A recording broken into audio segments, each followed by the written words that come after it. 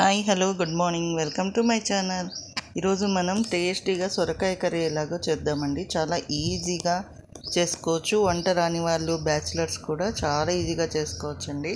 ముందుగా నేను ఒకటి లేత సొరకాయని తీసుకున్నానండి. ఇది అప్రాక్సిమేట్ ఒక 1/2 kg ఉండొచ్చు. దీని పైన చెక్కు తీసేసి లోపల గింజలన్నీ తీసేసి చిన్న చిన్న ముక్కలుగా కట్ చేసుకోవాలి. తర్వాత ఆయిల్ ఒక కుక్కర్ పెట్టుకొని ఒక 2 స్పూన్స్ ఆయిల్ వేసుకోవాలండి. అందులోకి ఆయిల్ హీట్ అయిన తర్వాత జీలకర్ర, ఆవాలు, కొద్దిగా కరివేపాకు వేయాలి.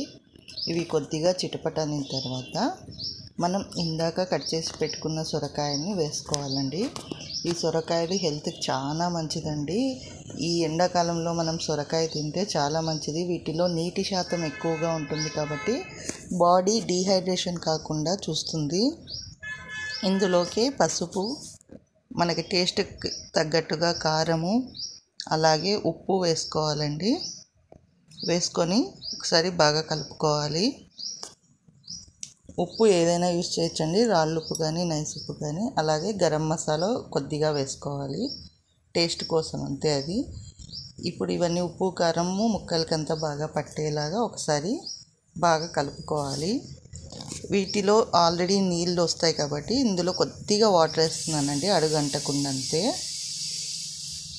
ఇందులో ఉప్పు వేసింటాం కాబట్టి నీళ్ళు ఊరుతాయి, ఎక్కువ వేసే అవసరం లేదు. జస్ట్ చిన్న గ్లాస్ వేస్తే సరిపోతుంది.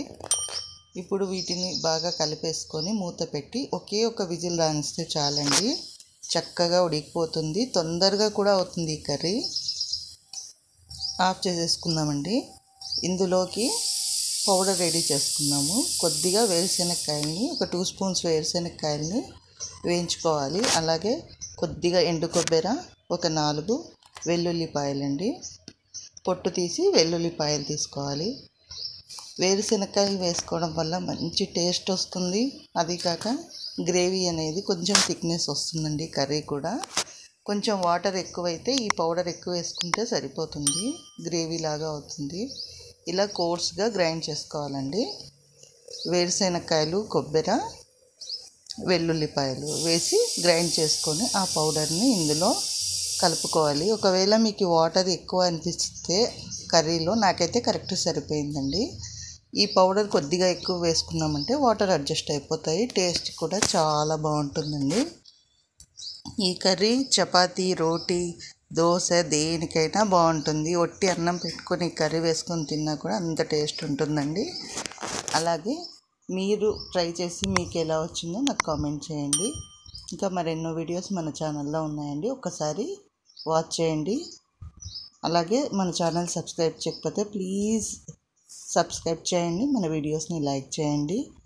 Thanks for watching. మరెన్నో వీడియోస్తో మళ్ళీ కలుద్దాం. బాయ్.